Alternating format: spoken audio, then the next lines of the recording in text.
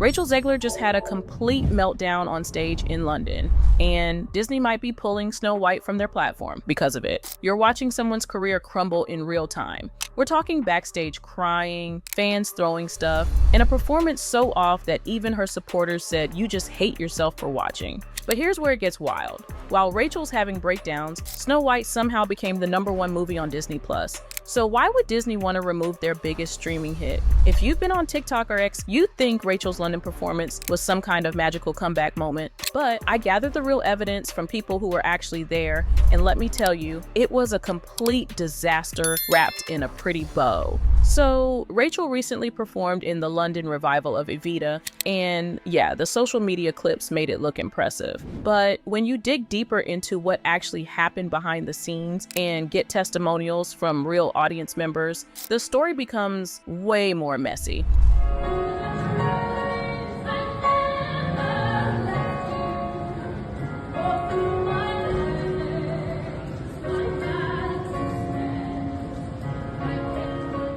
Now, if you look at that performance clip, it seems fine on the surface, but here's what the internet wasn't telling you. One fan who actually attended wrote this brutal review on X. There was no timing, no rhythm, no point in this performance. You just hate yourself for watching. When your own fans are saying they physically regret spending money to watch you perform, that's not exactly the redemption arc energy you're going for. This wasn't just one negative review either. Multiple people who attended started sharing similar experiences once this first review went viral. But here's where it gets really interesting. According to several backstage sources, Rachel allegedly refused to go on stage initially and was spotted crying backstage before the performance even started. We're talking full emotional breakdown mode before she even stepped foot in front of the audience. Now, there was also this whole controversy about why Don't Cry For Me Argentina was performed outside the theater instead of inside. Some people online tried to spin this as brilliant and genius artistic direction, but there's actually a TikTok user who broke down the real reason this happened. If you're mad about this, you are missing the entire point. And if you don't know what this is, let me enlighten you. This is Rachel Zegler performing the role of Eva Peron in Jamie Lloyd's production of Evita, which is currently just opened on the West End. Now, the reason why people are angry, and it's mainly the people who have paid the big bucks to be inside the theatre, they are mad because arguably the biggest number in the show, Don't Cry For Me Argentina, is being performed outside of the theatre. Rachel Zegler stands on one of the balconies outside of the London Palladium, and she essentially performs the song to people in the street. And people who have paid good money for their tickets are annoyed that that song is not going to be performed live in the theatre, and instead it is going to be beamed in via video cameras, which is very Jamie Lloyd. Like, think about what he did on Sunset Boulevard. It's very him.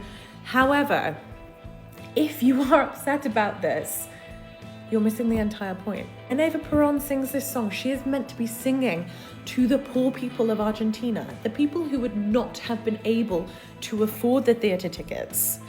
And frankly, like, it's a stroke of genius from Jamie Lloyd. Whether or not you like how he stages his productions, I can take him or leave him, to be honest. I didn't mind Sunset Boulevard. Was it my favorite thing? No.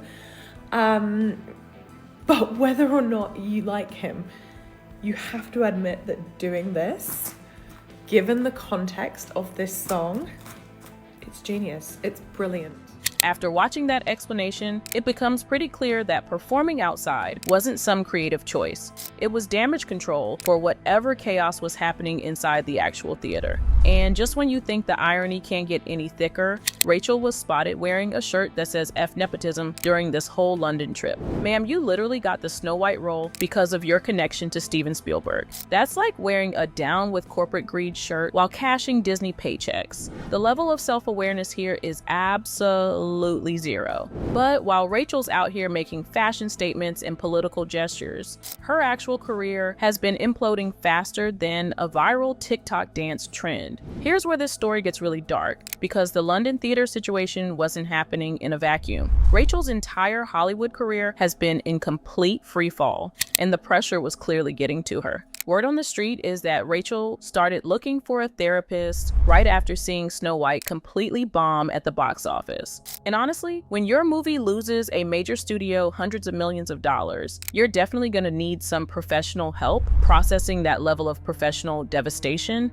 Disney took such a massive financial hit on Snow White that they straight up canceled their future remake projects. We're talking about Tangled, which was supposed to be their biggest remake project in Disney history. So Rachel didn't just bomb with one movie, she literally killed Disney's entire remake pipeline. That's the kind of career impact that follows you around Hollywood forever. When executives hear your name, they're going to remember the project that cost them hundreds of millions and forced them to scrap years of planned content. According to multiple entertainment industry sources, Rachel now has 4 films that have completely bombed at the box office. 4 consecutive failures. And here's the really brutal part. She has 0 upcoming movie projects lined up. Nothing in development, nothing in pre-production, nothing even rumored. In Hollywood terms, that means she's basically persona non grata right now. Studios aren't returning her agents' calls, directors aren't considering her for roles. She's become box office poison, and everyone in the industry knows it.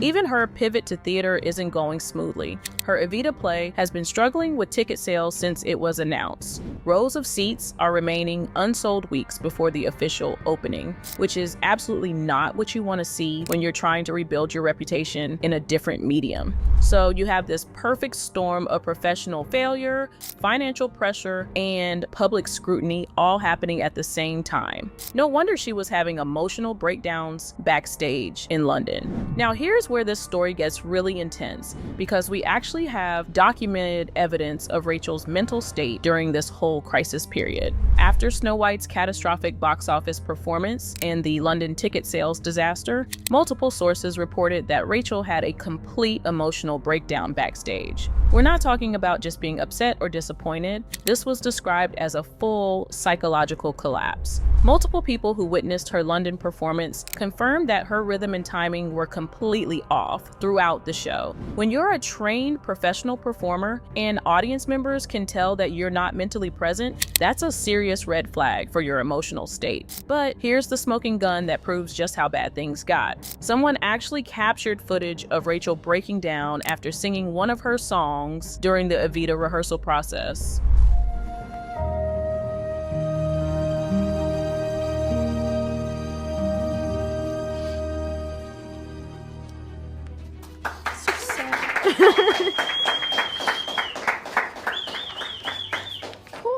This isn't speculation or rumors anymore. This is documented visual evidence of someone cracking under the pressure of consecutive professional failures. You can see in that footage that this isn't just normal pre-performance nerves or artistic intensity. This is someone who's genuinely struggling with the weight of their career collapsing. And remember that outdoor performance situation I mentioned earlier? Multiple witnesses reported that fans in the crowd were actually trying to throw things at Rachel during the performance. Nothing says successful career comeback quite like having to dodge projectiles from your own audience members. But even after all this chaos and clear signs that she needed to step back and regroup, Rachel was still making political statements at the stage door after performances. Amazing. All right, guys, we got time. And thank you so much for speaking up about Palestine. It is one of the most important things in the world, if not the most. Thank you so much. Guys, that's enough now, I'm afraid.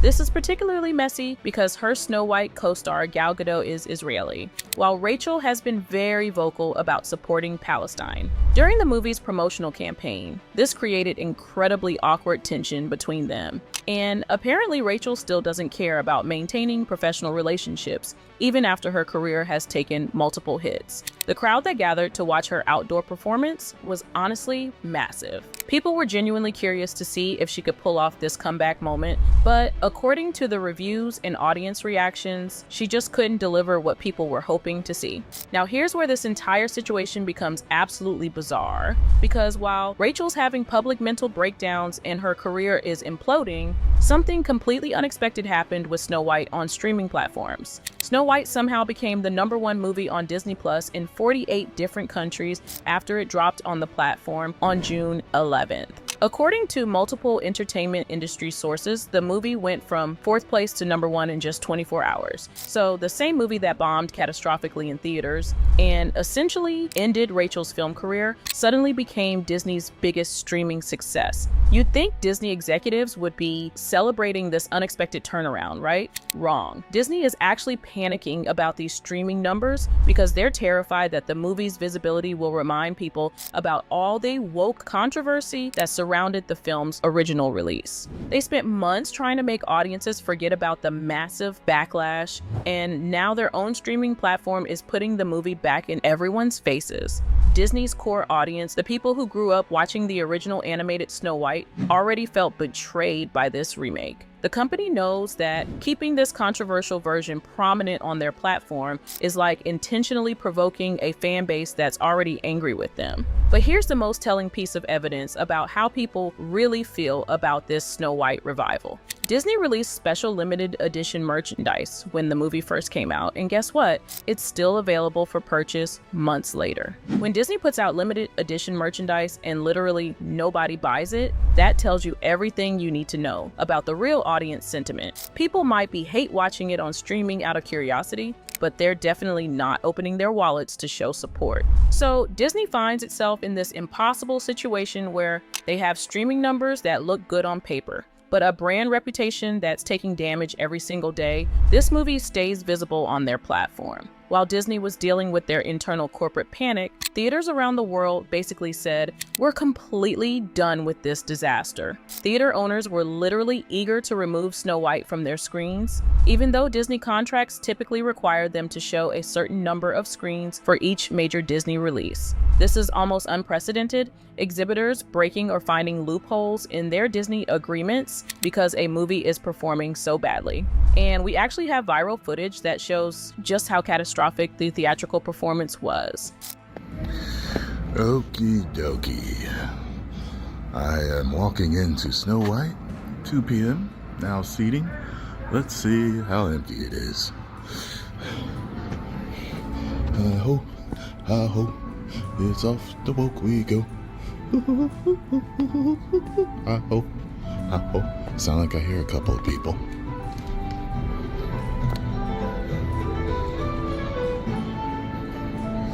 One, two. Okay. 2. Look at those completely empty theater rows. This isn't just a bad opening weekend. This is a complete ghost town situation. Theaters were essentially paying money to keep their lights on for empty rooms, which is unsustainable for any business. Here's probably the most embarrassing comparison. Lilo & Stitch outgrossed Snow White's entire United States theatrical run in just its opening weekend. A movie about an alien pet performed better financially than Disney's massive budget Snow White remake starring Rachel Zegler. Let that level of failure sink in for a moment. Lebanon took the rejection to an entirely different level and just banned the movie completely, instead of letting it fail naturally in their market. When foreign countries are actively preventing your movie from being shown, you know you've created something that's not just commercially unsuccessful, but actually culturally offensive to international audiences. The poor box office performance got so catastrophically bad that theater owners essentially forced Disney's hand in removing the film early. This wasn't just audience rejection, this was the entire global exhibition industry telling Disney that this project was damaging their relationship with moviegoers. So let's break down this absolute chaos. Rachel Zegler went from being cast as Disney's newest princess to having documented public mental breakdowns in London theaters, while her movie somehow managed to top streaming charts but got kicked out of actual movie theaters worldwide. Disney now finds itself stuck in this bizarre corporate nightmare where they have a streaming hit that's simultaneously a massive brand liability. They're probably sitting in boardrooms right now trying to figure out how to quietly remove their own #1 streaming movie without admitting that keeping it visible visible is damaging their reputation. And Rachel, she attempted to pivot to theater as a way to rebuild her career. But those empty seats in London and the brutal audience reviews suggest that even Broadway audiences aren't ready to forgive and forget her previous failures. 4 consecutive movie bombs is incredibly difficult to recover from in Hollywood, especially when you're having documented emotional breakdowns during what's supposed to be your redemption arc. The entertainment industry is notoriously unforgiving when it comes to patterns of failure. And Rachel has unfortunately created a very clear pattern of projects that lose money and generate negative publicity. Whether she can eventually rebuild her career or if this represents the final chapter of her time in major entertainment remains to be seen. But one thing is absolutely certain: this entire situation has become a masterclass in how quickly a promising career can completely implode when personal choices, professional failures, and public controversies all collide at the same time. What do you think? Is Rachel's career actually over, or is this just a really messy detour that she might eventually recover from? Drop your thoughts on whether Disney should keep Snow White on their streaming platform. And let me know if you think that London performance was really as bad as the reviews made it sound. If you want to see more celebrity career meltdowns and entertainment industry drama that the mainstream media won't cover, make sure to subscribe. Trust me, there's always more chaos brewing in Hollywood, and I'll be here to break down all the behind-the-scenes disasters for you. See you next time.